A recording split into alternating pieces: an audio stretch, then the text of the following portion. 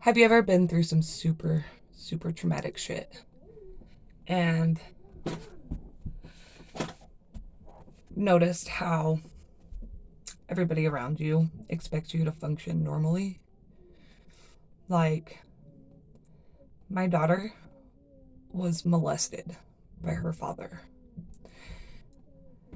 I woke up, I went to change her pull up, take her pull up off, and went to wipe her butt, and she was super sore in her private area, and it was red, but it wasn't like a diaper rash. And then I can't go into that, but she was super sore when I went to wipe her, and she was like, ow, ow, and I was like, this is weird. And there was a lot of things that were really weird that led up to this for 5 years. But I was like, baby, what happened? Why are you so sore right there? And then she told me. And it's a really fucked up story, but she said, Daddy come in my tent last night and he woke me up and he took off my pull-up and he hurt me. But it's okay though, because it was just the tip. And she did it just like that. And I was like, what the fuck? Went to take her to the ER. My car battery was out of my car because he needed to use it for his car. Anyways, needless to say, we escaped out of that. Kind of ended up getting wrangled back up to Idaho.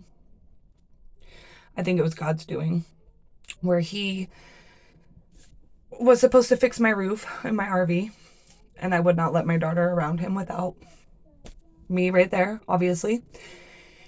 And he was like, I never did that. I didn't do that. And then he proceeded to strangle me in the shower in front of my girls. Okay. He went to jail that weekend. There was crooked cops involved. Went to the DVSA, the Domestic Violence Sexual Assault in Idaho Falls. We were up there for 5 days. This crooked cop ended up completely fucking up the investigation. So I don't have any proof. I mean, I have pictures and videos of my daughter afterward.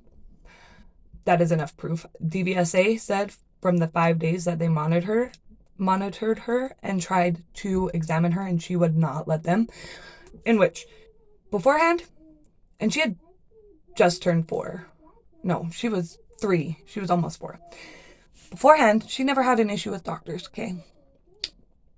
Afterward, she would not let anybody inspect her down there. She is still having issues with letting trusted adults, doctors, inspect her down there. So we went through all of that, come up to Wyoming, was staying on my best friend's property, ended up getting kicked off of my best friend's property because I called her out for stealing my shirt, my pajama pants, lying on me a lot. She lied about me a lot. And so I was calling her out on it in front of her husband. She got pissed, kicked me off her property, knowing that I would not be able to make rent, RV park rent, and gas on my part-time daycare job. And if you've ever worked at a daycare, you know you get paid very, very little. And if you live in the country, everything is fucking spread the fuck out. Anyways, so my best friend kicks me off her property knowing that I'm not going to make it. And then she starts talking to my ex that molested my children. So I have my best friend talking to my ex. Okay. And then found out that my son and his girlfriend's mother were talking to my ex. I ended up relapsing because I was up a canyon in my RV with no electricity, had my girls, ended up getting my girls taken when I got poisoned by my son's girlfriend's mother. She dropped me off at the ER, took my girls, called DFS, and I had a whole cocktail of drugs in my system. only one of them I was aware of. The rest of them was in whatever it was that they poisoned me with. And it wasn't just like regular drugs. It was like it caused muscle damage in my legs to where I couldn't walk for a week. There was like a whole bunch of weird stuff in my system. And then nobody told me that it was a voluntary placement for my girls for a month and a half.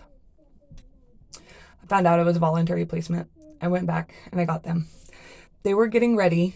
My son's girlfriend, his mother, the DFS lady, the crooked DFS lady, whom was talking to my ex, my ex and my ex's family were all getting ready to take my girls away from me and place them back with their father's family, knowing what their father did. Okay? So I have all this stuff that happened to me. I get my girls back. And my girls, all this stuff happened to my girls. And me alone. I have no family, no friends. I didn't have anybody to lean on. I didn't have anybody to help me figure out what to do. I went and got my girls back. And that was kind of a messy situation, but I got them back. Cleaned up my act. I quit doing drugs again. And I vow that I will never do drugs again because I am fighting for my girls. They are my world. Anyways, so all this stuff happens. I go back to work. End up getting help, getting in an RV park, get in an RV park, go back to work, have my girls at a different daycare. I'm trying to sign up for the child care help. But since I have history with this DFS office of trying to take my girls and place them with their father, not telling me that it was voluntary for a month and a half, all of this shit, it was damn near impossible to get, it is damn near impossible to get help from them, okay? So I ended up racking up a bill of $1,500 to the daycare that I'm trying to figure out how to pay off so I can go back to work. I've had people from the church, like, wanting to help me or whatever. And this family was like, we'll watch your girls. And they're like, oh, so your husband's in prison? And I was like, I don't know what's going on with him. I don't talk to him. I don't know. And they're like, oh, well, don't worry, because my brother spent 20 years in prison, so I completely understand where you're coming from. Well, I have a really hard time trusting people. After somebody I thought I could trust molested my daughter, and then somebody I thought I could trust kicked me off of her property and then started talking to the man who molested my daughter. And then somebody I thought I could trust ended up poisoning me. And then somebody I thought I could trust ended up taking my girls. And then somebody saying, we'll watch your girls for you. Don't worry, we understand. My brother has spent 20 years in prison being accused of molesting a child. And I'm like, absolutely not. So I have a whole community sitting here saying that I'm not trying. Sitting here putting me down, slandering me, talking shit about me. Everybody will help me in the ways that they want to help, right? Supposedly good people, but my instincts say don't trust them. And so here I am with my two daughters trying to figure out how the fuck to make this work. And my son and his girlfriend said that they'll watch my daughters anytime. But after what happened, and I'm not saying that it was wrong, because I did relapse. So I understand why all of that happened. But instead of me before I relapsed, I had asked them to watch my daughters numerous times so I could go to work. Pick up an extra job. They wouldn't watch them. And they claimed that they were confused, thinking that I asked them to watch them for a week straight. When I had said in the text messages, like, can you watch them for 3 hours, a day for this week? It doesn't matter.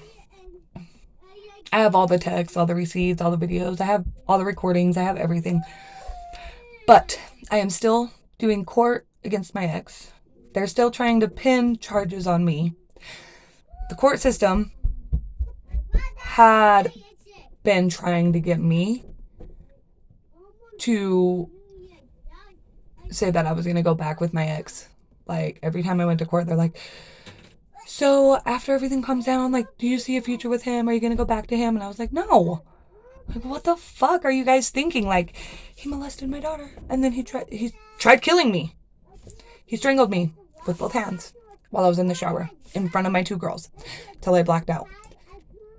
And the last thing I remember was, like, it started going dark, and I seen his face, and it was all red, and he was sweating and spitting everywhere, and he just looked fucking evil. And then next thing I know, I'm waking up in bed the next morning with my daughter being like, are you okay, Mom? You're really heavy when you're sleeping. Daddy had a hard time getting you to the bed. So he dragged my wet, limp body to the bed in front of my daughters. Okay. I have trust issues like a motherfucker. I have people from churches, religious people that are standing up for my ex. And so many people seem to just want to sweep what happened to my daughter under the rug like it doesn't matter.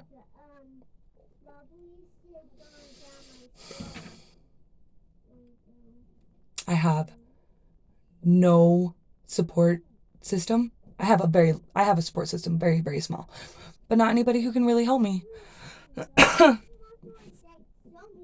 have a friend that I trust completely, but they live far away. So I'm trying to figure out how to come up with $1,500 to pay for my daycare so I can go back to work, so I don't get my girls taken away. DFS won't go back and pay that because it's past the dates that they'll go back and pay that.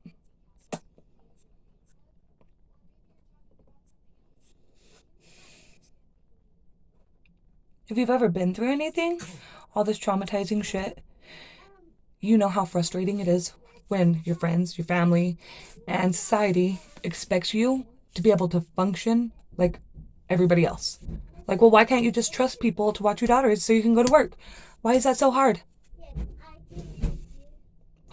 I just think that you don't give a shit and that you're just a worthless piece of shit and you're not trying. I don't care what they think about me.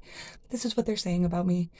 Knowing exactly what happened, knowing our exact situation.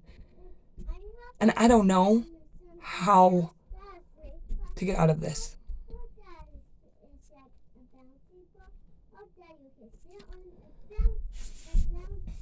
I know that I'm not going to go. And then I also have people telling me, go join this religion because they have a strong arm and far reach and blah, blah, and they'll help you so much. That same religion is the religion that's helping my daughter's father. And it's nothing against the religion. It's just everything against they have respect from this religion. They're high up in this religion. They have money and they have a big family. And I have trust issues. And the people who want to help me from this religion, siblings, sons, whatever, have been convicted and spent time in prison for this same accusations of what happened to my daughter. The same accusations of my daughter's father. And so I have really bad trust issues with all of it, you know? When it comes to our children, they're innocent. They are the closest thing to God. And it is our job as parents to protect them and fight for them. Even if that means going against the grain. Because anybody who would sit back, the crooked cop from the night, October 25th, when I took my daughter to the ER, the cop said, "You're so brave to do this." Most moms, most women wouldn't say anything and they would just let it happen. And I said, why? How? How could you be a mother of your beautiful child and allow something like that to happen? For comfort? For your own selfish fucking comfort? Anybody who touches children and anybody who sweeps that shit under the rug and hides it and sticks up for these motherfuckers, for every one time of a child being touched should equal 100 years of damnation. Every one time. And everybody that sweeps it under the rug and hides it, same thing. Every single time of knowing something happened and sweeping it under the rug, 100 years of damnation, I think. You need to wait for me, baby. If you guys have any advice, I would greatly appreciate it.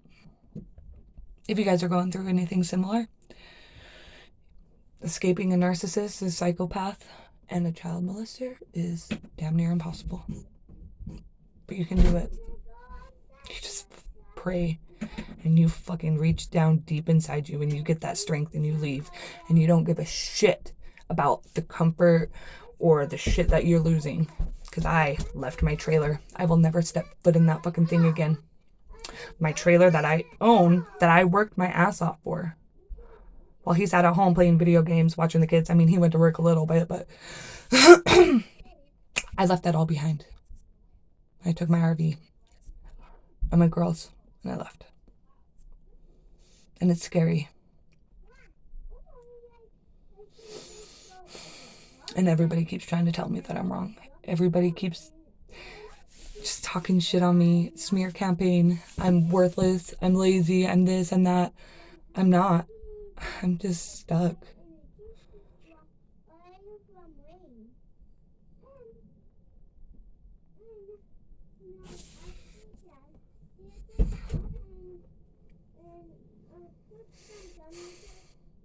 Have a good relationship with God, though.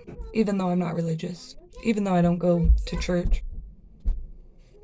I know Jesus is in my heart. I know God is within me. I know Jesus walks with me every second of every day and night.